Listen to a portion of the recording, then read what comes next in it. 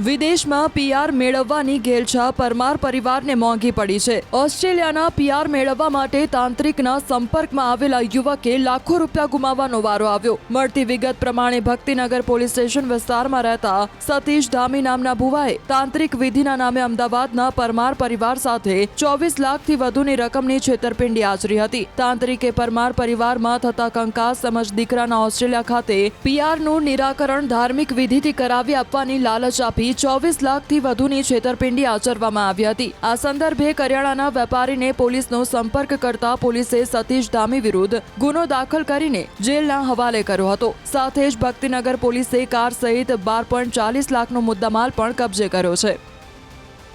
ઓસ્ટ્રેલિયામાં નોકરી કરતા અને આઈટીની અંદર અભ્યાસ કરેલો વિદ્યાર્થી છે પ્રેમ ઝાના વાત કરી અને ચમત્કારિક વાતમાં આવી જતા રાજકોટના જે ભુવા છે સતીશ રામજી ધામી ભુવાજી જે ગુંદાવાડી 22 રહે છે।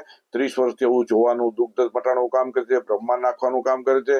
આ ભુવો છે મૂળ કેટરસનો ધંધો કરતો હતો અને અગાઉ પણ એની સામે ફરિયાદ હતી તેવી અમારી પાસે પણ પૂરતી માહિતી હતી। ખાસ કરીને શિક્ષિત પરિવાર છે એની પાસે દીકરા પાસે માતા પિતા પાસેથી સોનું 5-5 લાખ રૂપિયા આંગળીયા મારફત પણ પડાવેલ છે। આવી હકીકત સામે આવતા હવે લોકોએ જાગવાની જરૂર છે। શિક્ષિત સમાજ પણ બૌદ્ધ સમાજને અસર કરતા હોય જાગૃત થવાની જરૂર છે। કુલ 28 લાખ રૂપિયાની છેતરપિંડી હકીકત સામે આવી છે। સોનાની હકીકત હજી જાણવા નથી આવેલી। પ્રાથમિક જાણકારી પ્રમાણે તાંત્રિક સતીશ ધામી વિડીયો કોલથી તાંત્રિક વિધિ કરાવતો હતો અને તેણે કટકે 24 લાખથી વધુની કિંમત પરમાર પરિવાર પાસેથી પડાવી હતી। ત્યારે સમગ્ર મામલે પોલીસે ગુનો દાખલ કરીને વધુ પૂછપરછ હાથ ધરી છે।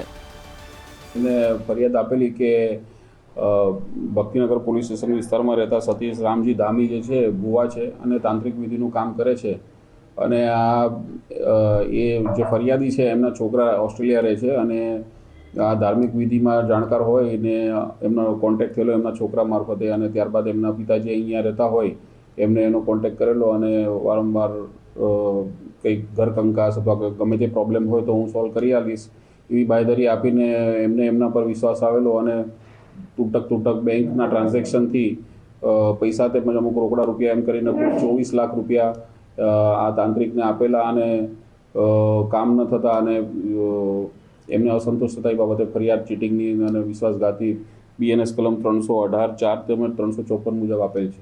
લોકોને એ જ અપીલ કરવાની છે કે આ રીતે ખોટી રીતે ભ્રામક જે આ ભુવા તાંત્રિકની વિધિ કરવાના બહાને કે પ્રોબ્લેમ સોલ્વ કરી આલીશ એ રીતે જે બતાવવામાં આવે છે કે પ્રોબ્લેમ સોલ્વ કરી આલીશ ને એના સામે પૈસા હેઠવામાં આવે છે તો એ પ્રવૃત્તિ બંધ થાય અને લોકો વિશ્વાસમાં ના આવે અને આ રીતે છેતરાય ને એ બાબતની મારી પબ્લિકને અપીલ છે।